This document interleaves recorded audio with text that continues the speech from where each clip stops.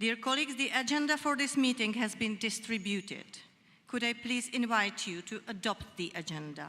Are there any objections? The agenda is adopted. Thank you. May I remind the colleagues that the election of the committee officers for the next annual session of the Assembly will take place during the committee's final session, which is scheduled to take place tomorrow, Wednesday, the 2nd of July at 11:30. As agreed yesterday, nominations for the candidates for election should be handed into the table office by 6 p.m. today. Please remember to bring your voting cards tomorrow, as these may be needed for the election. May I also remind colleagues that if you wish to speak in the plenary debates, you will need to register with the table office by 2 p.m. tomorrow. We will now begin our consideration of the supplementary items. There will also be some amendments, and as I've heard, also some sub-amendments. We previously agreed that if no amendment has been tabled to a paragraph, and if nobody requests a vote on a paragraph, we can consider it adopted. Needless to say, anytime a specific vote is requested, we will do so. Are there any objections to continuing this procedure for the supplementary items? The proposal is adopted.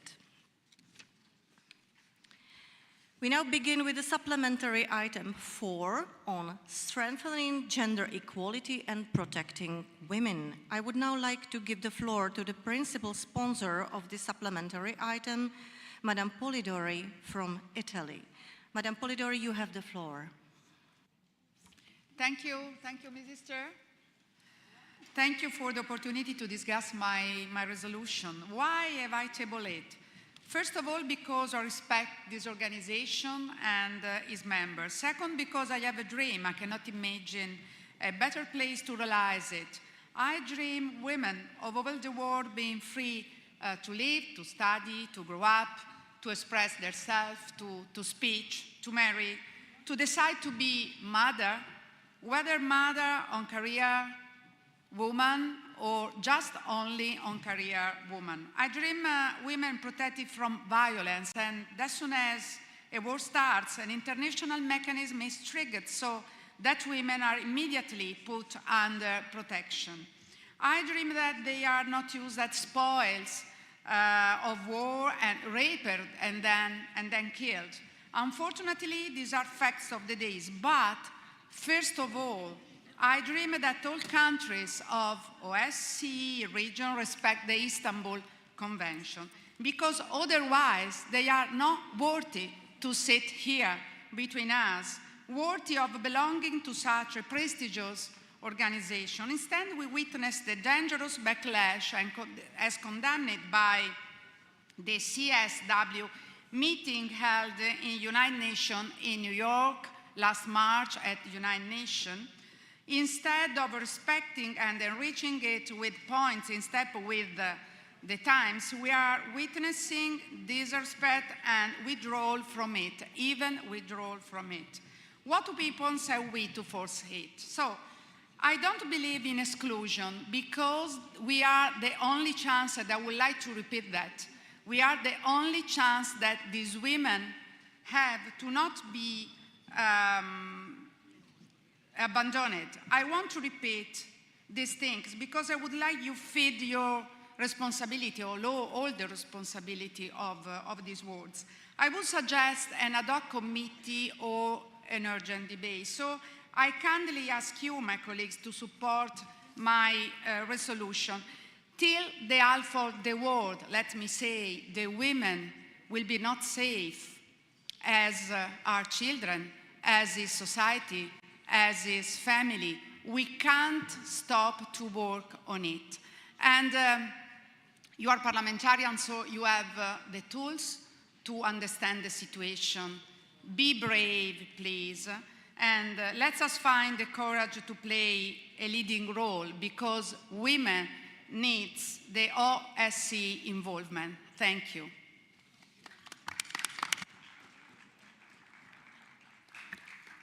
Thank you. The floor is now open for debate. The time limit for speeches is 3 minutes.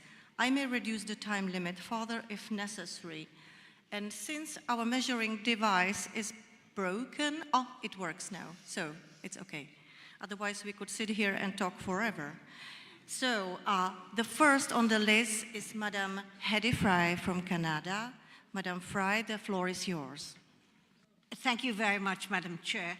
I just wanted to thank Ms. Polidori for bringing forward this resolution, this supplementary item.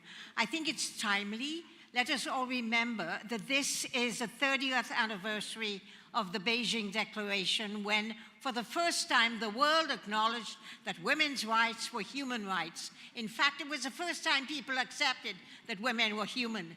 And so it's timely to remind us that while we've progressed a lot, somehow we're sliding backward, and some places are actually regressing significantly. So I think it's a very important item to bring about right now.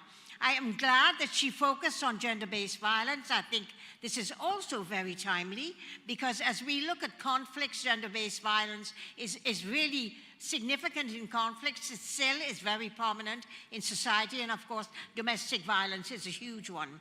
And I wanted to say that in Canada, we actually launched in 2022 a 10-year national action plan to end gender-based violence.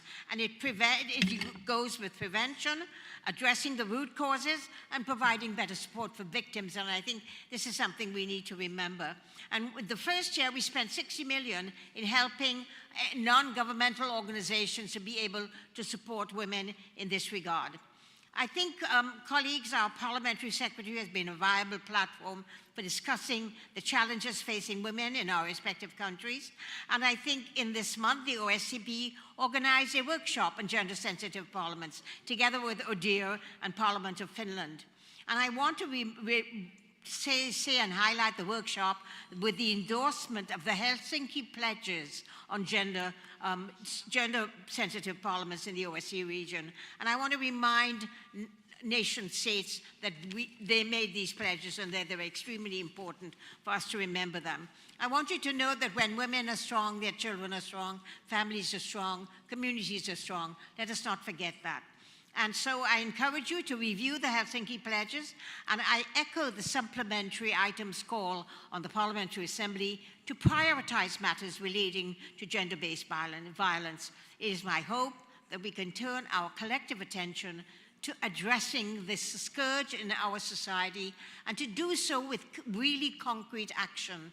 We know what we have to do. Let's get on and do it. Thank you. Thank you. And the next on the list is Madame Özgül Saki from Turkey. Thank you, Madam Chair. First of all, I agree with these supplementary items completely. And now I would say that United Nations Security Council Declaration 1325, Women, Peace and Security, remains a historic document that aims to ensure women's equal and qualified participation in conflict prevention, peace negotiations, reconstruction, and decision-making process. Based on the 4 core principles of participation, protection, prevention, and recovery, the declaration emphasized that women are not only victims of conflict, but also active agents of peace. According to UN data, the number of women and girls affected by war has increased by 50% to more than 300 million in the last decade, while only 10% of the world's official peace negotiators are women. UN Declaration is a global expression of putting gender equality at the center for a sustainable and just peace, provides a critical guidance as the peace agenda is revitalized in the Middle East and Turkey. As well known, a new grant for peace and democratic solution is emerging in Turkey today. Abdullah Öcalan's declaration in May that the PKK had ended its armed struggle, following his call for peace and a democratic society, has created a historic peace opportunity for Turkey. Öcalan's speech proposed an end to the armed struggle and emphasizes on democratic politics and a solution to the Kurdish question with framework of Turkey's democratization. There is a pressing necessity to establish a special unit within OSCE to support the peace process in Turkey. This unit should be based on the social stakeholders of peace. It should monitor and support the process with the collective will, not only of political actors, but also of civil society and especially women. The active involvement of women parliamentarians, Mother of Peace, women's organizations, and civil society organizations in the process should be internationally granted with the support of the OSCE to ensure women's qualified participation in peacemaking. I make an international call to recognize the importance of women's participation in the peace process. International organizations, particularly OSCE, shouldn't be merely the observers of this historic process, but should be guarantors of an equalitarian peace for women and for all of us. Thank you. Thank you. No amendments have been proposed to the draft resolution, so we will now take all the paragraphs 1 to 19 together. Does anyone want a vote on any of these paragraphs? No? With no request for a vote, paragraphs 1 to 19 are adopted. We now move to a vote on the draft resolution. Draft resolution. Would those in favor of adopting the draft resolution please raise their voting cards?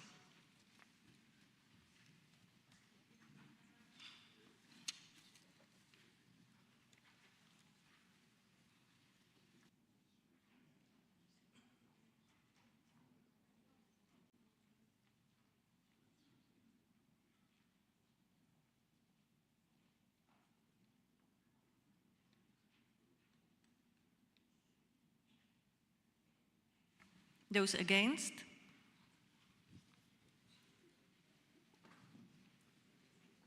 Any abstentions?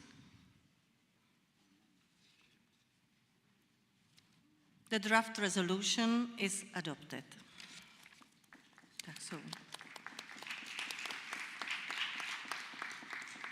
We now move to the supplementary item 5 on repercussions for failure to comply with democratic and electoral standards. I would now like to give the floor to the principal sponsor of this supplementary item, Mr. Nilsson from Sweden. Mr. Nilsson, you have the floor. Thank you, Madam Chair. For me, this is a question of morality. Can you see something go wrong and do not act on it? The teacher that sees a pupil not complying to the standards are implied to say it doesn't work. We are going on an election observation mission. We see things, we draw our personal conclusions, but it ends up in a report that are diplomatically written and draw no conclusions. When I tell my electors this, they ask, what do you do?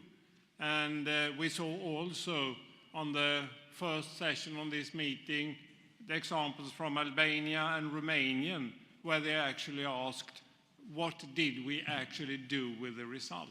And I think this is an important task to raise here, because I would like to be able to say that it's not business as usual after a failed election. It is something else. There is a line in the children's book by Astrid Lindgren where someone says, there are things you must do, otherwise you are just a big jerk. I don't want to be that jerk. Madam Chair, our organization is built on freedom of speech, on cooperation, and on democracy. And elections are the paramount part of that situation. And therefore, we must discuss this and raise it on a top level, because this is the core of our organization. We see that in many countries the democracy has been pushed back by authoritarian systems. And I think this is partly because of the tyranny of the small steps. You do one thing, nothing happens, you can then take a bigger bite and the second and the third step. And therefore, I think it's important that we as parliamentarians to fellow parliamentarians state our position. Say this is the mark, this is what we see, this is what we can't accept anymore. Madam Chairperson, I think we need to make this clear statement, but we need also to have a system where we actually can stand for our principles internally. And therefore, I also propose a number of replications after failed election observations. I think it's not feasible to say that people from a country that has got criticism for their elections should actually continue doing election observations, because then we certainly will deteriorate our system. I also think it's a bad thing that we are legitimizing parliamentarians not correctly elected by raising them to positions in our organization. We need to say that we are on same footage, we are on the same level, we are all elected due to democratic standards, and therefore we need to have this system at hand. Madam Chair, the reason I wrote this is mainly to raise the debate, and therefore I'm glad to see that I've got some proposal to amendments. I'm not supporting them, I'm not sharing all of them, but I will lift one up, and that's the one from Andorra, because they actually propose some sort of institution or system or organization that can take care of this, and I will support that amendment, but I would not support the others because they do not fulfill my need for not being that jerk. So I urge you all to support my supplementary item on repercussions of failed elections. Thank you, Madam Chair. Thank you, Mr. Nilsson.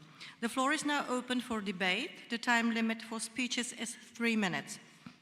So I give the floor now to Mr. Per Pons from Spain. Thank you, Madam President. And first of all, thank you for giving me the floor. And I would like to say first that I really think that this resolution is very, as the French say, pointu. It means that I really appreciate that there is a resolution which reflects on the election observations. And I think in every election observation, we are thinking how we can improve, how we can ameliorate, how we can be able to do better. So this is my first point. The second point, and I really would like to thank the colleague from Sweden that submitted this resolution. The second point that I would like to say is that I was born under dictatorship in Spain. So when I was born, there was a dictatorship in my country. And I'm sure that when we were having democracy after 10 years, 20 years, we were still a young democracy. And I'm still feeling that I'm part of a country with democracy that still can learn from others, and that's the good point, that we are learning young democracies from more mature democracies. The third point that I would like to say is that when I was observing in Belarus in 2019, we had, let's say, an ad hoc meeting during the observation, and we were telling ourselves, what are we doing here? What are we doing in Belarus? And still, we decided to keep observing, to be there because we are there because we offer something that no other organization is capable to provide. So I really think that we are the golden standard of the election observations. Having said that, what I think is that there are two things that I really would like to underline to all the members present here. The first one is that not all countries, we have no capacity. I would like to have the capacity to observe all countries, but we don't have. So it will be very unbalanced that some countries have to pass an exam and others that are not observed, they don't pass the exam, but they are judging at the standing committee. I have also a question for the International Secretariat. How do you do it in terms of procedure? In terms of rule of procedure, how do you do it? The last point is that I think that if you say that you're going to produce a sort of measures of retortion, we are already being the countries reluctant to be observed. So if we don't build these election observations in terms of confidence, we'll have countries maybe that they are not, they don't need to be observed. They will feel that they don't want to be observed. And last but not least, I really appreciate the amendment of my colleague from Andorra, because I think this is what we have to do. We have to compile the data and then to produce reports that are showing to the countries, members and non-members, the state of democracy around 1 year or 2 years, etc. So I would like to suggest that we do this kind of observation, this kind of relation in positive, because I don't feel like a person that is going to be in the standing committee judging if a country is doing or is complying with all the standards. I think the data is what is giving us the credibility to show to the countries that they can to improve or they are doing really much better. So thank you very much for the resolution to my colleague from Sweden, but I think I would like really to ask to all the members that read the resolution, because I think it's very tricky for the, let's say, confidence in observing elections in all our countries. Thank you very much. Thank you. Now I give the floor to Madame Farah Karimi from Netherlands. Thank you very much, Madam Chair. Dear colleagues, we all share a deep commitment to democracy, human rights, and fair elections. I was born in a country where there is no respect for human rights, democracy, or rule of law. I have had the opportunity not only to live in a democracy the last 40 years, but also participate actively in it. And since 2019, since I am member of this assembly, I had the opportunity to observe quite a number of countries. That's why I take the role of election observation very, very seriously, and I think we all do, and we share that. Because we believe in helping each other to improve our practices. And while I am thanking, of course, our colleague from Sweden to present this resolution, I have real concerns about this resolution. Our election observation work is not about issuing punishments or political judgments. It's about supporting democratic standards wherever they are challenged. And let's be clear, democratic backsliding and serious threats to democracy and the rule of law are not limited to new or developing democracies. We have seen such challenges even in very well-established ones. Our reports are never black and white. They offer a full picture, highlighting both strengths and shortcomings. We rely on the professionalism and expertise of ODIHR, whose methodology is internationally respected. It focuses on assessing the process, not the outcome. The legitimacy of an election is ultimately for the people of that country to decide, not us. When we speak after an election and present our findings, we speak to the public, to the people, not to make judgments, but to share our observations, and people make the judgment of the validity of the outcome of an election. Thank you very much. Thank you, Farah. And the next speaker on the list is Mr. Christophe Slagmulder from Belgium. Thank you, Madam Chair. The resolution we are looking at today deals with core democratic values, but it does so in a way that it's problematic. Let me start by saying this clearly. Democratic elections matter, and I absolutely support international election observation.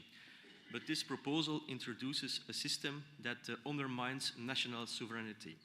It allows a small group in the committee to decide if elections in a sovereign country are valid and then punish elected delegations based on that. I see three major issues with this. First, who holds the decision makers accountable? The rules for what counts as non-compliance with OSCE commitments are vague. That leaves room for political bias and could be used to target countries that don't follow the mainstream agenda. Second, this risks disrespecting the will of national voters. It's not international bodies who should decide who represents a country. It's the people who vote in national elections. And third, this kind of system sets a dangerous precedent. We've already seen how the EU sometimes uses pressure or sanctions on countries that don't go along with its progressive agenda while ignoring serious human rights abuses elsewhere. Let's be honest, this is a part of a growing trend where international organizations take more power away from national parliaments and voters. We are all for cooperation between sovereign nations, but this goes too far. That's why I will abstain on this resolution. Thank you. Thank you very much. Now let's hear from Mr. Makashvili from Georgia. Thank you, Madam Chair. It is maybe because I'm new in this assembly, but it is really surprising for me when one member of the Swedish delegation presents this draft, and only several hours ago on this very committee, another member of the same delegation pushed the amendment that fully disregards the OSCE report in Georgia itself. So I'm really confused. How come we preach for respecting OSCE on the one hand, and on the other hand, openly undermine its foundations and key pillars? It offers kind of a system of judges, but what happens then if these judges violate the rules themselves? So I believe we don't need to enter into such discussion. So therefore, in order to enhance the ability of OSCE to follow through on its mission, I guess, and I believe we don't need extra rules. Every member just has to respect the existing rules first. Thank you. Thank you. We will now move to consider the amendments submitted to the draft resolution. 3 valid amendments have been tabled and copies of the amendments have been made available. In discussing amendments, I will call the proposer of the amendment first and then will call any opponent of the amendment. We will now take paragraphs 1 to 7 together, which do not have any amendments proposed on them. Does anyone want a vote on any of these paragraphs?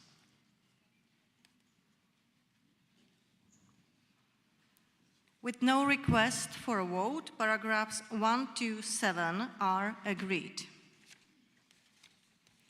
Now I call Mr. Aydin from Turkey to propose Amendment 1, which replaces paragraph 8. Thank you, Madam Chair. Dear colleagues and dear President, I would like to present an amendment to paragraph 7 of the draft resolution. The original paragraph suggests establishing a mechanism that could impose certain regulations on national delegations, an approach that, in our view, exceeds the Assembly's mandate and risks undermining the principles of sovereignty and equality among participating states. Our amendment replaces this with a constructive and cooperative approach. It recommends that the Standing Committee, where appropriate, may offer a guidance or recommendations, not enforcement, based on ODIHR's findings, and always in full respect of each country's sovereign right to manage its electoral system.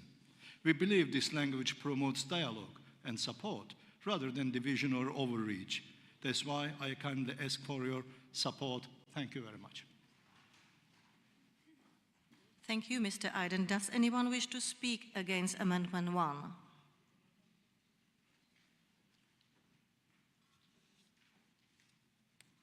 I shall now put Amendment 1 to the vote. Will all those in favor of the amendment please raise their voting cards?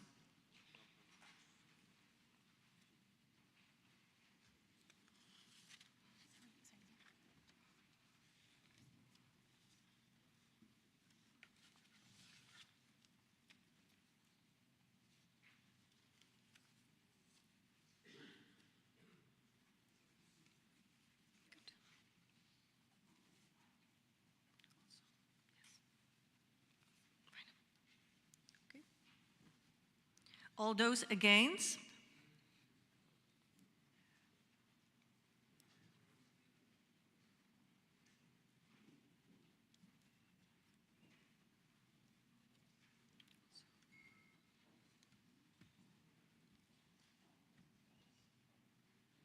Yes.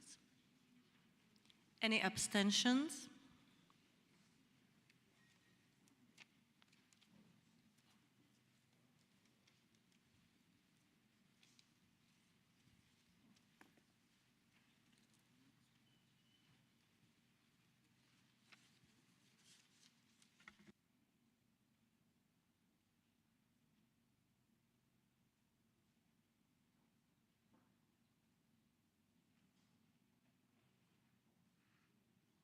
Amendment 1 is adopted. Now I call Mr. Bartolome Areni from Andorra to propose Amendment 2, which inserts a new paragraph after paragraph 8. Thank you, Madam Chair. Dear colleagues, in a geopolitical environment marked by growing mistrust, disinformation, and global threats, our duty as defenders of credible democratic processes is more relevant than ever. Ever since the first election observation mission conducted by the OCPA in Russia back in 1993, this assembly has successfully proved its capacity to mobilize parliamentarians around the globe.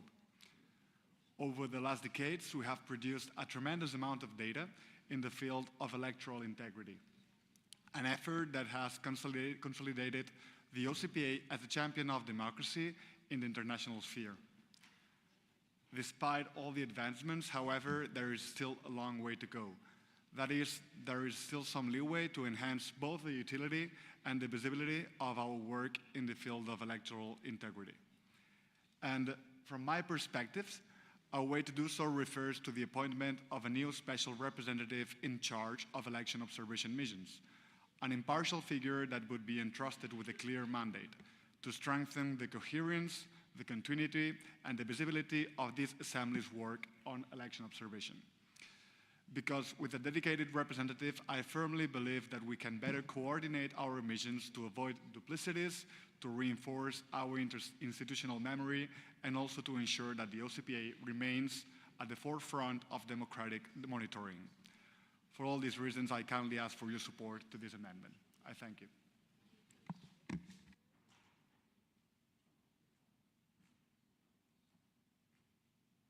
Okay, thank you. Does anyone wish to speak against Amendment 2?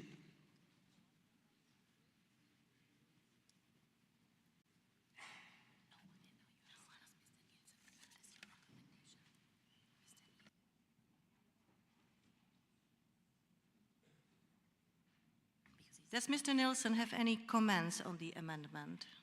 Well, thank you, Madam Chair. I thought I would also have the possibility to comment on the first amendment, but I wasn't given the floor.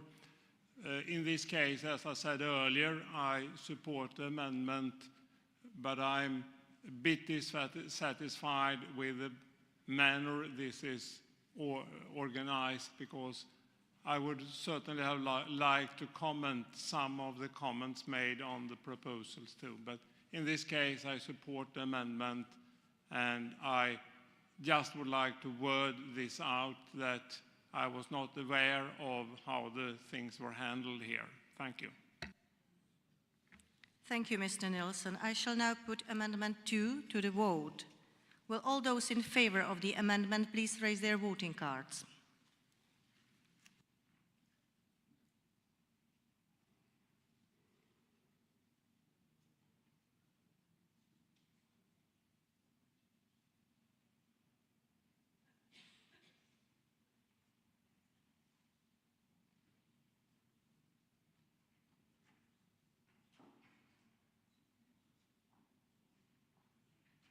Those against?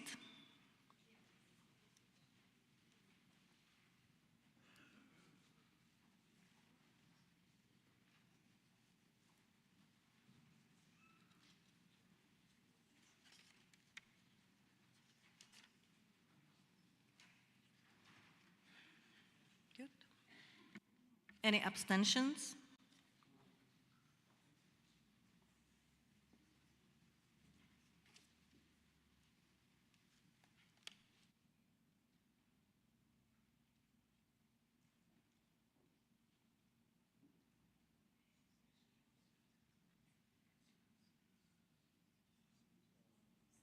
The amendment 2 is adopted. Now I call Mr. Aydin from Turkey to propose amendment 3, which deletes paragraph 9. Thank you, Madam Chair. I would like to present an amendment calling for the deletion of the paragraph 9, which proposes giving the OSCE Parliamentary Assembly's Standing Committee authority to take decisions regarding national delegations based on electoral assessments. Let me emphasize that the rules of procedures of this assembly do not provide a mandate for such oversight or sanctioning powers, unlike the Council of Europe Parliamentary Assembly, whose monitoring role is based on clear legal instruments. OSCPA lacks such a foundation. Introducing new powers through a supplementary item raises serious procedural concerns, especially regarding how such decisions would be made and what kind of majority would apply. For these reasons, we believe paragraph 9 goes beyond the Assembly's current authority and should be removed. That's why I respectfully ask for your support. Thank you. Thank you. Does anyone wish to speak against amendment 3?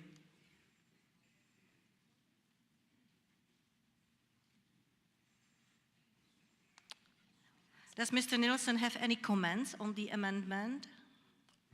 Thank you, Madam Chair.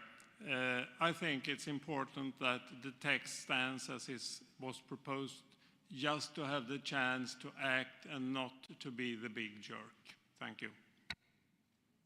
Thank you. I shall now put amendment 3 to the vote. Will all those in favor of the amendment please raise your voting cards?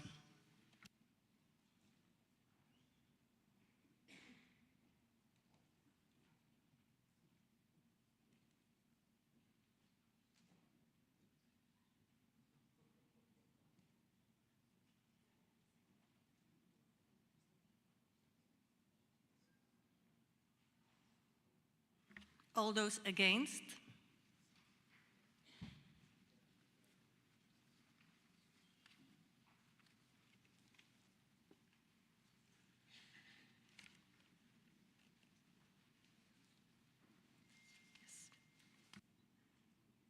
Any abstentions?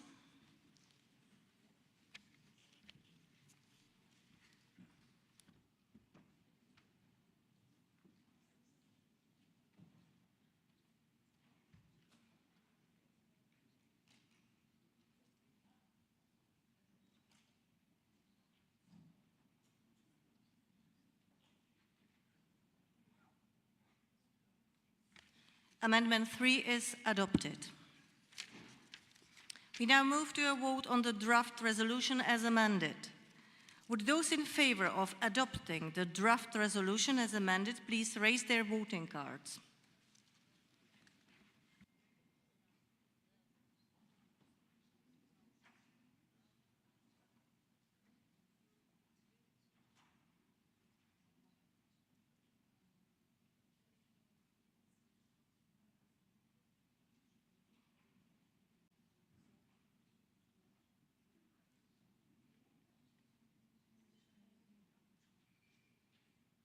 Those against?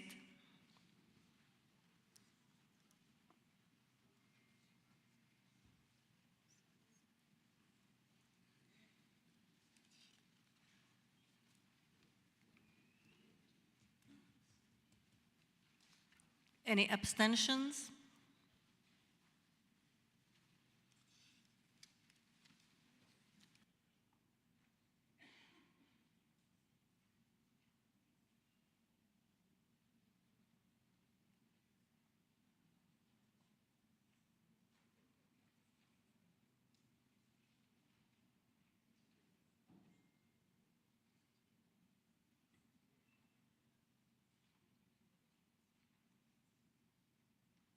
The draft resolution as amended is adopted.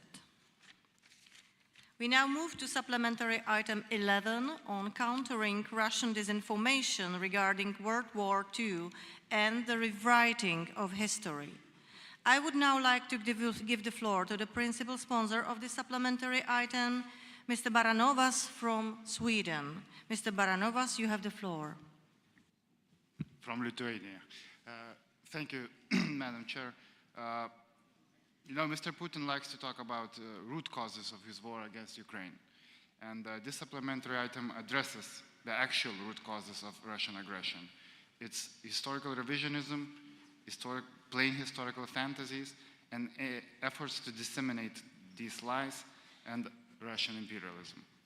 We all know that the campaign of historical revisionism against Ukraine, which aimed at denying its national identity, statehood, and very existence of Ukrainian nation and people, was underlying Russian war against Ukraine, even before that.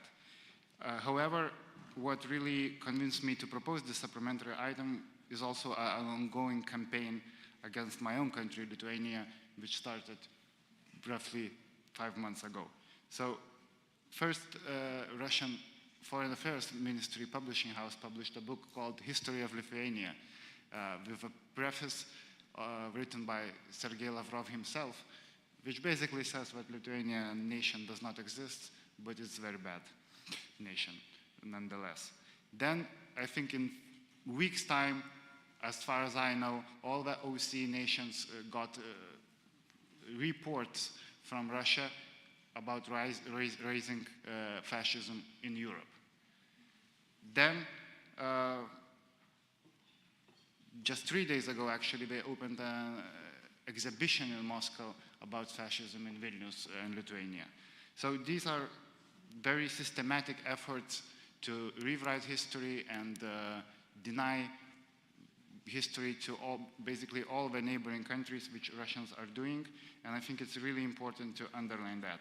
Using this opportunity, I would like to draw your attention to the Putin's decree on the concept of humanitarian policy of Russian Federation abroad, which is very fascinating, although short read, where you can see it all written down. You can even see the lists of the countries which belong to Russian world and which don't belong. So I really invite you all to support this amendment. I think it's very important, and to save time, I can also say that I support all the amendments our colleagues proposed. Thank you so much. Thank you. I would now like to give the floor to the... No, I'm sorry. I already did it. Thank you. The floor is now open for the debate. The time limit for speeches is 3 minutes. I may reduce the time limit further if necessary. I give the floor now to Mr. David Wells from Canada. Thank you, Chair. Dear colleagues, disinformation is not a new problem facing us. It's been used as a means throughout history, including during ancient times, to spread false information that's deliberately intended to mislead, manipulate, and to cause harm. Disinformation is an agent of chaos, fear, and polarization, and confusion employed by both state and non-state actors.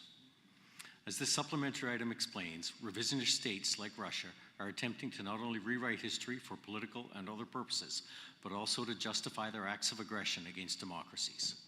We have witnessed the Kremlin disseminate a series of false narratives about the war, Ukrainians, and the West, which have been amplified by other authoritarian countries. Putin and other Kremlin officials and Russian state-sponsored media have repeatedly made baseless claims about a neo-Nazi regime in Ukraine. They have also used the term Nazi to vilify and dehumanize those opposed to its war of aggression. We must not let Russia succeed in its efforts to rewrite history. It will embolden other revisionist and authoritarian states to make similar attempts.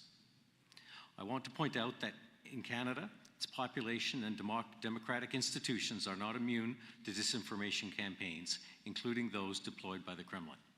Like residents from other Western countries, Canadians have been exposed to disinformation through various means over the years, including via social media.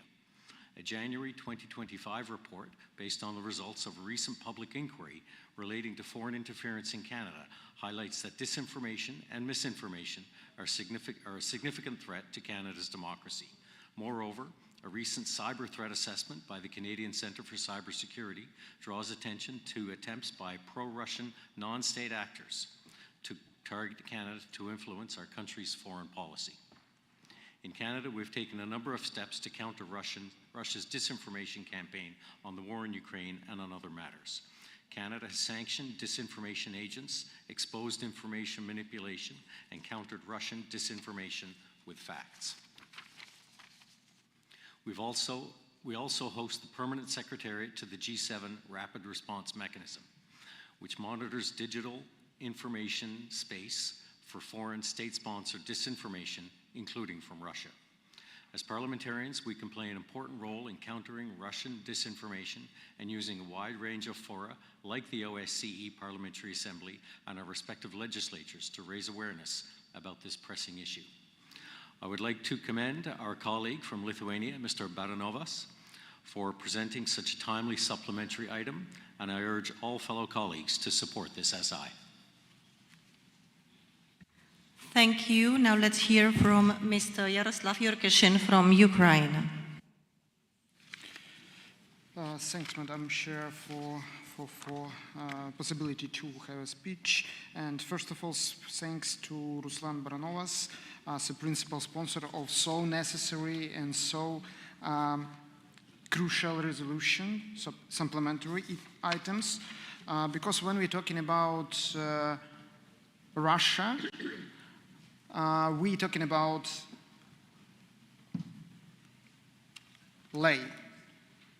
about try to rebuild our reality based on rebuilding our past.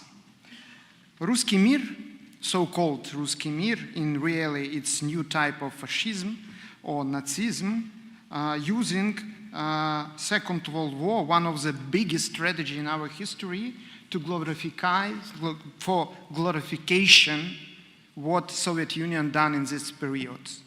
And we know millions people who die in this war. And when we're talking about Soviet Union, not only Russians die in Soviet Union. Ukrainians, Georgians, Moldovan, Lithuanians, all these people die because sometime, in some period of time, Stalin have Molotov agreement with Hitler. And after that, Russia said that they win this war. They must respond for this crime. And I thank initiators and do ask you to vote for this supplementary item. Because when evil are not punished, it will be returned more strength and do the same. We see that lack of responsibility for Soviet Union genocide politics give Russia possibility to create so-called Ruski Mir. Even on this assembly, we used language of Russia as international language, but it's a language of false. It's language which try to rewrite history to glorify totalitarianism. So thanks, and we ask vote for this resolution. Thank you. And the next speaker in the list is Mr. Down from Canada. Thank you, Chair. Colleagues, Russian disinformation is a threat to security and stability in the OSCE region. It is a violation of international law. Russian disinformation is part of a campaign of hybrid warfare. Its attempts to weaken and create divisions within critical alliances such as NATO and the EU.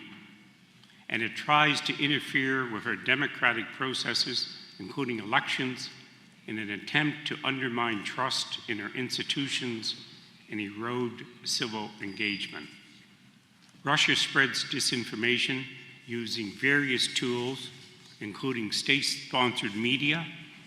It also uses deepfakes, internet bots, and influencers to saturate the online information space and spread false narratives on social media. As this SI explains, Russia deploys disinformation in an attempt to justify its crime of aggression against Ukraine and the innocent citizens of that country. The Kremlin, for example, claims that Russia is protecting people in the parts of Ukraine it is occupying. We know, however, that the opposite is true. There is extensive evidence of Russian war crimes, including targeted killing of civilians in the occupied area of Ukraine.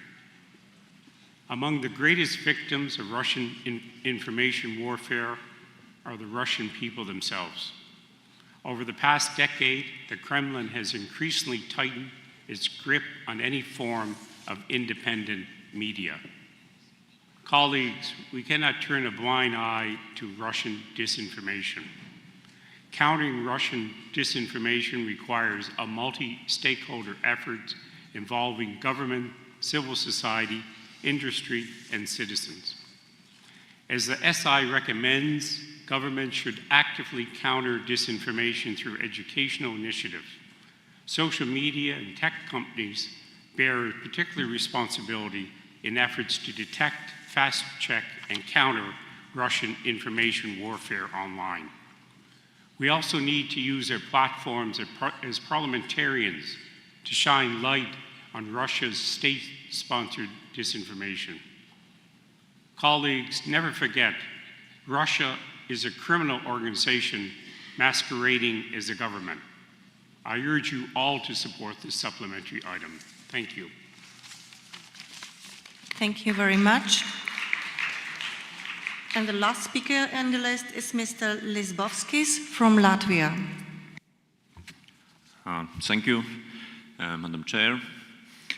About rewriting of history as a weapon of aggression.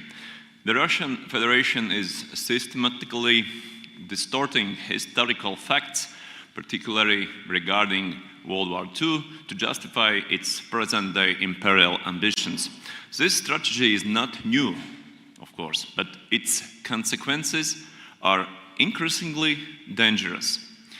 What we are witnessing is a calculated campaign of historical disinformation designed to delegitimize the sovereignty of Ukraine, to blur the memory of Soviet atrocities, and to erode the shared historical understanding.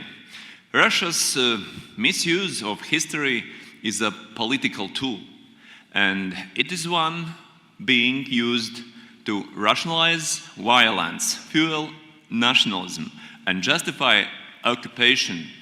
The narratives coming out of Moscow, such as the myth of denazification or the claim that Ukraine is not a real nation, are not simply propaganda. They are ideological weapons rooted in Stalinist logic and imperial nostalgia. We must be clear, this revisionism is an attempt to reconstruct a lost empire at the expense of our neighbors' independence and dignity. Let us also not forget the chilling symbolism. In occupied Ukrainian territories, Russia is tearing down Holodomor memorials and restoring monuments to Lenin. This is not just about Ukraine or the Baltic states. This is about every OSCE participating state that values true sovereignty and the lessons of the 20th century. We must not allow his history of Europe to be rewritten by those who seek to destroy the very order it gave birth to. Thank you. Thank you. We will now move to consider the amendments submitted to the draft resolution. 4 valid amendments have been tabled and copies of the amendments have been made available. In discussing amendments, I will call the proposer of the amendment first and then will call any opponent of the amendment. We will now take paragraphs 1 to 7 together, which do not have any amendments proposed on them. Does anyone want a vote on any of these paragraphs? With no request for a vote, paragraphs 1 to 7 are agreed. Now I call Mr. Yurkishin from Ukraine to propose Amendment 1, which inserts a new paragraph after paragraph 7. Yes, it's very simple proposal, but very crucial proposal, because we stress that after full-scale aggression, the number of repression and gross violation of rights for the national minorities in Russia, because in Russia we know a lot of national and ethnic minorities, it's a problem, and I propose to add this stressing that we're talking even about repression which happened for human rights defenders in Russia. Thanks. Thank you. Does anyone wish to speak against Amendment 1?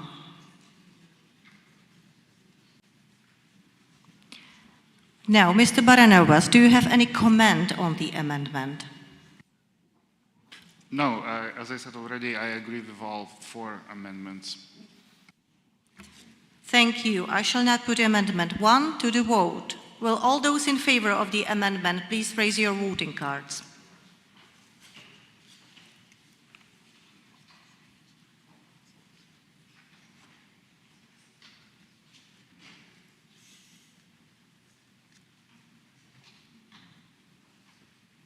All those against?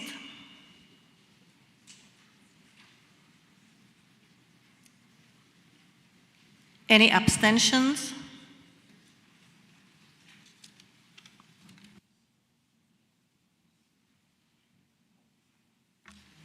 The Amendment 1 is adopted. Now I call Mr. Yurkishin from Ukraine to propose Amendment 2, which inserts a new paragraph after paragraph 7.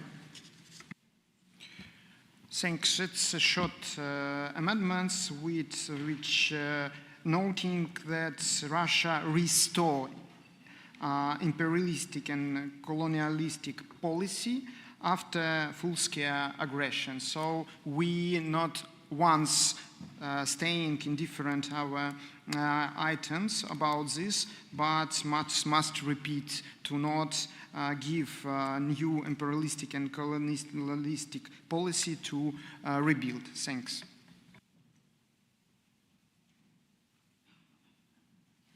Does anyone wish to speak against Amendment 2? And since Mr. Baranovas expressed his approval to all the amendment, we can now move to vote. I shall now put Amendment 2 to the vote. Will all those in favor of the amendment please raise your voting cards?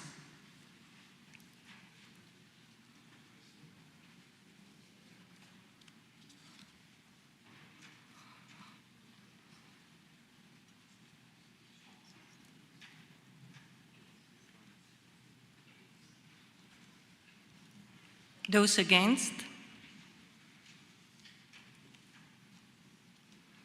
Any abstentions? Okay. The Amendment 2 is adopted. We will now take paragraphs 8 to 14 together, which do not have any amendments proposed on them. Does anyone want a vote on any of these paragraphs? With no request for a vote, paragraphs 8 to 14 are agreed. I call Mr. Yurkishin from Ukraine to propose Amendment 3, which inserts a new paragraph after paragraph 14. Thanks. I thank to all colleagues who voted for my previous amendments and hope that these amendments will be adopted too. It's very short amendment about necessary of historical education for fighting with disinformation. It's understandable that Russia only because a lack of knowledge can manipulate our history. We must study our joint Western European civilization history. Thanks. Thank you very much. Does anyone wish to speak against Amendment 3? And since we have Mr. Baranov's approval, we can proceed right to the vote. Will all those in favor of the amendment please raise voting cards?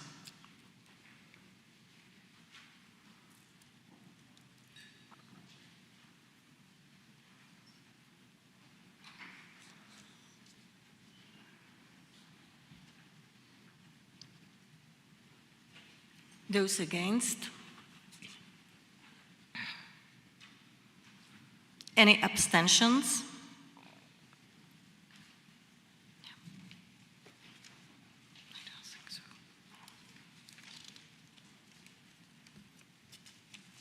The Amendment 3 is adopted.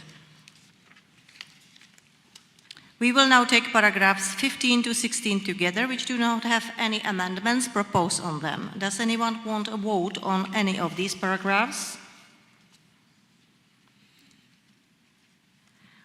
With no request for a vote, paragraphs 15 and 16 are agreed. Now I call Mr. Altinok from Turkey to propose Amendment 4, which amends paragraph 17. Madam Chair, I am going to take the floor instead of Mr. Altinok. Yes, actually, by proposing this amendment, we would like to make a tiny little lexical contribution to the wording of the paragraph, which does not harm the content of the text, I believe. But afterwards, in order to show our good intention, I got in touch with the principal sponsor, my dear colleague from Lithuania. I said, you know, if you feel uncomfortable, please let me know and I can easily withdraw it, you know, not to be misunderstood. And if he agrees that he feels, you know, uncomfortable with this amendment, we can easily withdraw it.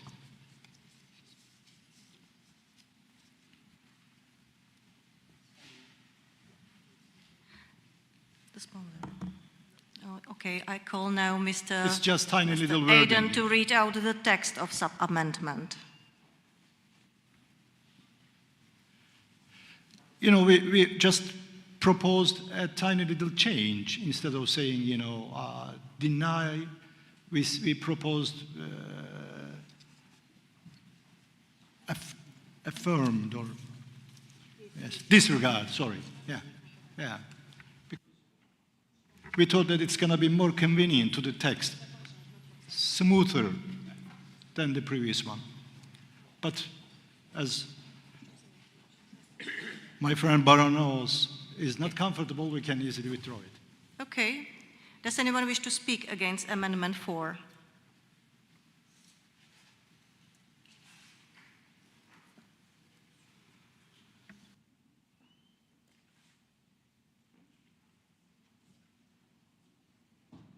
Okay.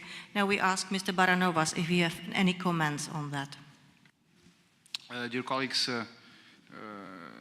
I agree with this and support this amendment. I think the words of our Turkish colleague come just from our common feeling of friendship and diplomacy, but I don't see these changes as being in any way detrimental to the supplementary item, and I think we should respect the work Turkish colleagues done and agree with this amendment. Thank you very much. I shall now put Amendment 4 to the vote. Will all those in favor of the amendment please raise their voting cards?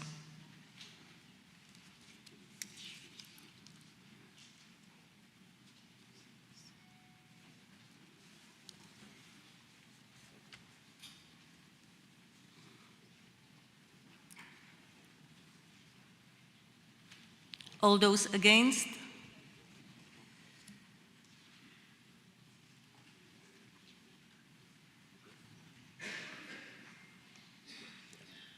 Any Any abstentions?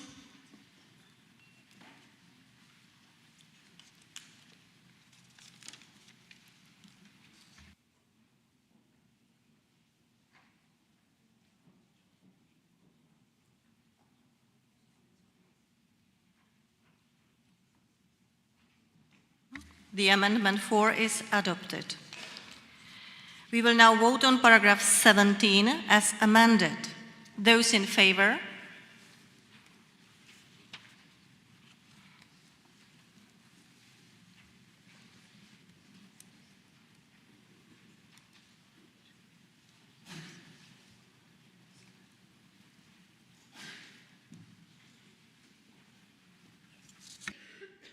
Those against?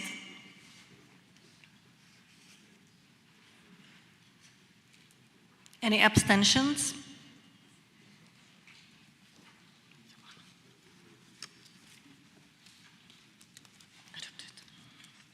Yes.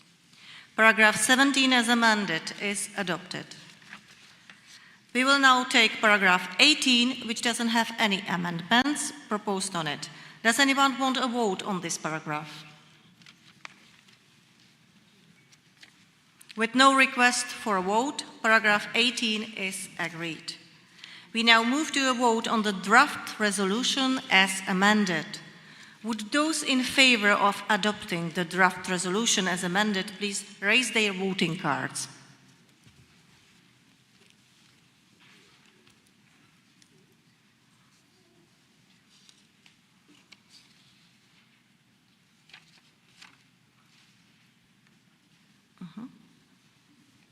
Those against?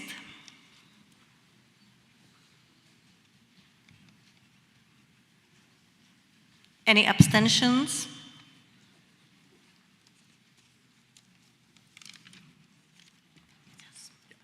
The draft resolution as amended is adopted. We now move to the supplementary item 12 on strengthening support for sexual and reproductive health and rights in the OSCE region. I would now like to give the floor to the principal sponsor of this supplementary item, Madam Fry from Canada. Madam Fry, the floor is yours. Thank you very much, Chair. I bring this to the floor not only as a member of Parliament, but as a physician. In Cairo in 1994, the United Nations Conference on Population and Development spoke very clearly about reproductive rights, of the full reproductive rights of all people. And I think one of the things we're seeing is that in some areas within the OSCE region, this is being withdrawn, the full access to reproductive rights. And I just wanted to explain what we mean by full access to the full spectrum of reproductive rights. It starts with education of children and youth to understand sexuality, to understand what gets people pregnant and what doesn't, to allow for access to contraception, to allow for, in fact, good maternal health care when a woman is pregnant, to be able to give her the full range of services she needs to deliver a healthy baby and for herself to live through a pregnancy. Also to look at the issue of postpartum care and early newborn care. Those are all part of reproductive rights. And access in cases where a family chooses not to have a pregnancy, that they have access to safe abortion. And Beijing, 25 years ago, 30 years ago, we agreed that in fact the damage to a woman if she has an unsafe abortion is death, and quite often permanent maiming of her reproductive organs, so she may never be able to have children. We need to also encourage people to understand sexually transmitted diseases so they can protect themselves from that. That's what we mean by full reproductive care. What we're seeing is that in a lot of areas in this region, that a lot of people do not have that access. There is early legislation and to prevent it from happening in many instances, to decide what exactly they should have and not have as women, especially women having babies. We also find that, in fact, in many areas, the ability for non-governmental organizations to provide education and care and support is also taken away. And I think that this is a sad problem because it really will harm our population development and harm and create really a great deal of illness, mortality, and death to women and to families and their children, especially to women. So I want to say, I want us to do some action on this. And the first one I'm calling for is to create a legislative environment in our parliaments that will eliminate all of these barriers that remove full access to the comprehensive range of sexual and reproductive rights to all its people. We also want to adopt measures to have access without discrimination to affordable fertility care. And we also want to make sure that there is a real action on the fact that refugees and displaced persons get access to the full range of reproductive health services. We also talk about public funding for evidence-based education very early so that young people can understand what their choices are and that they can protect themselves from pregnancy if they need to, and that they can protect themselves from sexually transmitted diseases. So I think this is a really important thing. As a physician, I've seen the damage it can do, and I really would like us as parliamentarians to bring back the full area and the full ability to access the comprehensive spectrum of reproductive health care. Thank you. Thank you very much, Dr. Fry. And now I will open the floor for debate. The time limit for speeches is, again, 3 minutes. The first speaker in the list is Madame Eni Koutrakis from Canada. Colleagues, I would like to thank Dr. Hedy Fry for sponsoring this supplementary item on the topic of sexual and reproductive health and rights, and for her commitment to the OSCE PA over many years. This SI recognizes a serious and alarming trend. Sexual and reproductive health and rights are under threat across parts of the world, including in the OSCE region. After decades of progress, large-scale efforts to stifle human rights-based work are increasingly eroding hard-won gains on sexual and reproductive health and rights. We see the manifestation of this regression in many forms, including laws that aim to control fertility and restrict bodily autonomy, as well as policies to limit funding to civil society organizations that provide critical sexual and reproductive health services. Unfortunately, as we know, it is often marginalized and vulnerable communities such as migrants, people with disabilities, and minority groups who are most affected when access to these services is cut or restricted. Moreover, as Dr. Fry's SI acknowledges, threats to sexual and reproductive health and rights are occurring in a context when many countries are cutting back on foreign aid spending. A recent report by UN Women warned that nearly half of women-led and women's rights organizations working in crisis zones may be forced to shut down within 6 months due to widespread funding cuts. These cuts threaten the life-saving maternal and newborn care that NGOs offer in conflict zones, as well as the vital support that these organizations provide to survivors of gender-based violence. I echo the call in this SI for participating states to earmark foreign aid funding for sexual and reproductive health and services. I also support the SI's appeal for participating states to increase their support for human rights defenders, civil society representatives, and healthcare providers working to advance sexual and reproductive health and rights. These individuals and organizations work on the front lines of this field. We must do all we can to support their critical work. Finally, as the SI highlights, stigmas and misinformation in the area of sexual and reproductive health and rights can harm health outcomes. As parliamentarians, we have a role to play to combat the spread of mis- and disinformation by using our platforms to advance evidence-based information and research. Colleagues, this SI issues a number of concrete calls to action to strengthen support for sexual and reproductive health and rights. I would like to thank Dr. Fry for putting this important topic on our Assembly's agenda, and I urge you all to support this supplementary item. Thank you. Thank you very much. Now the next speaker in our list and the last speaker is Madam Özgül Saki from Turkey. It's a mistake, but completely I agree with supplementary items. Thank you. Thank you very much. And now no amendments have been proposed to the draft resolution. As no amendments have been proposed, we will now take all the paragraphs 1 to 23 together. Does anyone want a vote on any of these paragraphs?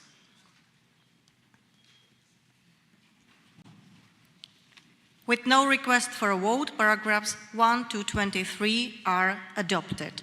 We now move to a vote on the draft resolution. Would those in favor of adopting the draft resolution please raise their voting cards?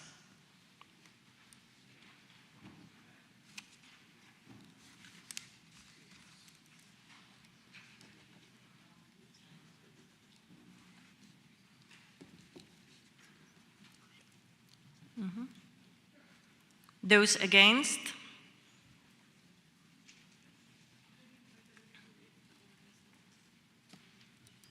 Any abstentions?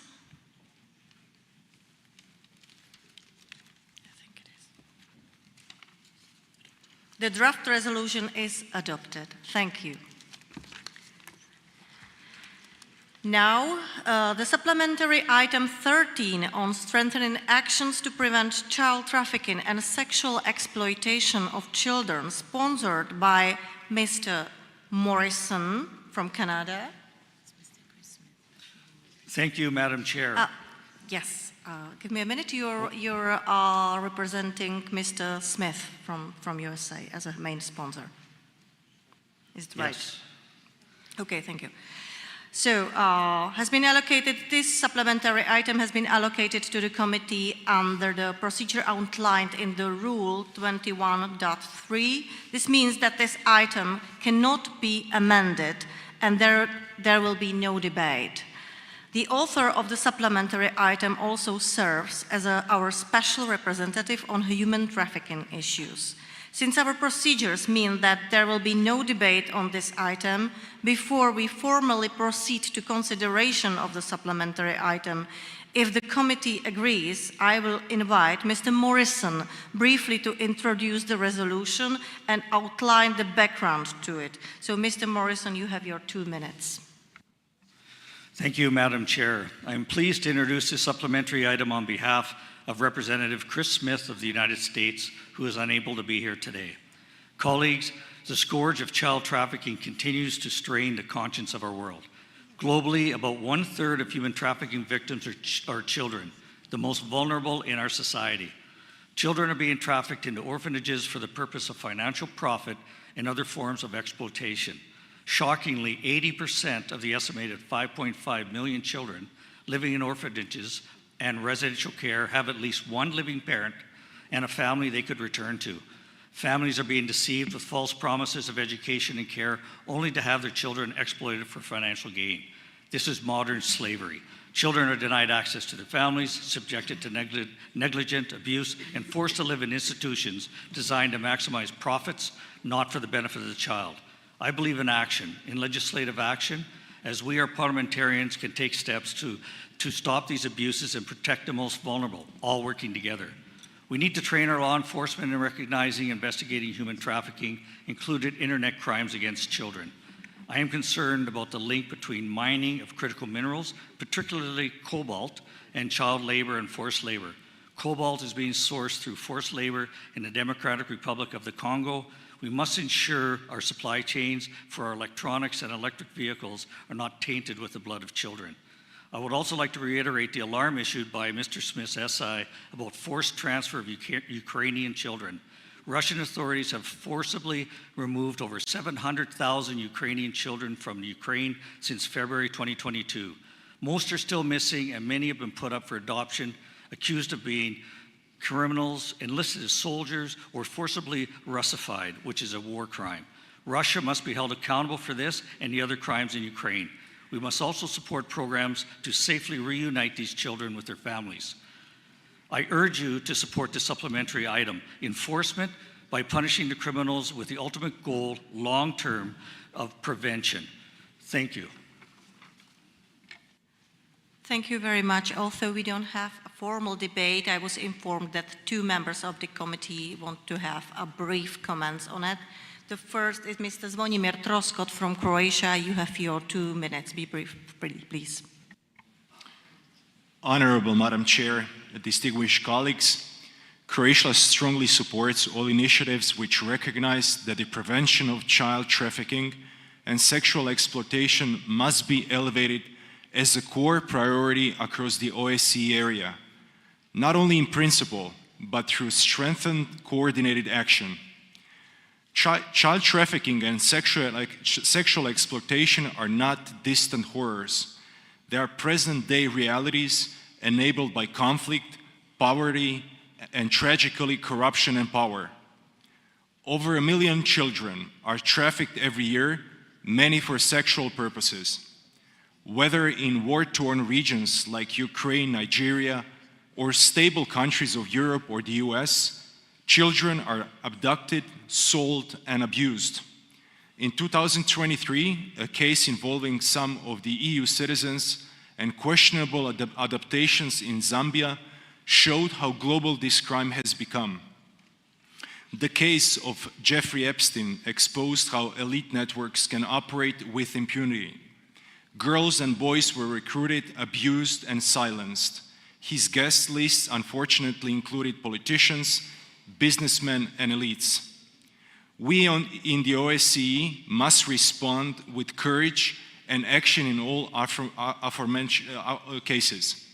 In that sense, we propose appointing an OSCPS Special Rapporteur on child trafficking to coordinate regional responses and expose institutional weaknesses, developing a joint early warning system, especially for vulnerable migrant children and cross-border adoption fraud.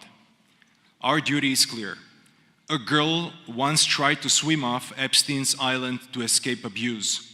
Her act of desperation is a cry to all of us. We must be the voice for those who have none. Let OSCE be the shield these children never had. Thank you very much. Thank you very much. And now we have Baroness Rosie Winterton from United Kingdom to speak. Please, you have the floor. Thank you. I very much welcome this supplementary item. And I want to draw attention particularly to paras 15 and 23 and how the OSCE Parliamentary Assembly could perhaps pull together best practice on how to, on the programs to provide children and parents with skills to prevent and recognize human trafficking, and to teachers and parents on how to recognize it as well. I believe we could use that in our national parliaments to great effect. Secondly, I want to stress the importance of intelligence sharing, because these international gangs that develop from using drugs to human trafficking have to be stopped. That can only be done through collective action. And if the OSCE Parliamentary Assembly can highlight that, it can give us the tools that we need to tackle it. Thirdly, I think we should all remember, we've had a meeting today about the effect of human trafficking on children and women from Ukraine, but in different countries. So not from Ukraine, but within countries, the terrible practices that are starting up. And I would draw attention to the work of the OSCE Special Representative on Combating Trafficking. Her report and her research and that of her team is incredibly important, and I think we can learn a lot of lessons as to what we need to do within our own countries to prevent the terrible practices that are starting to develop. Thank you. Thank you. We will now proceed with the formal consideration of supplementary item 13 under Rule 21.3. As already stated, no amendments can be tabled. Mr. Morrison, do you want to move this item? I do. Thank you very much. Does anyone wish to speak against supplementary item 13?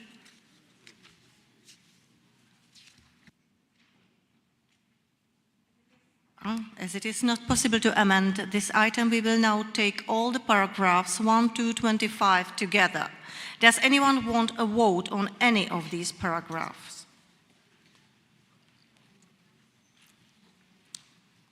With no request for a vote, paragraphs 1 to 25 are adopted. We now move to a vote on the draft resolution. Yes, thank you. Would those in favor of adopting the draft resolution please raise their voting cards?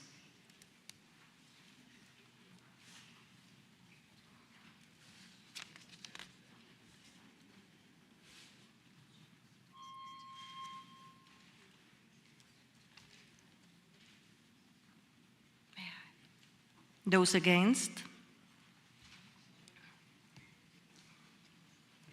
Any abstentions?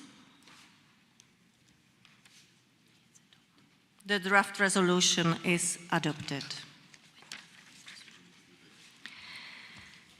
Thank you very much. We will continue our consideration of the supplementary item at 11:30 a.m. tomorrow. I remind members, and I thank you for staying focused. It was hard work. I remind members to take their voting cards with them as they may be needed for the election tomorrow. So see you tomorrow.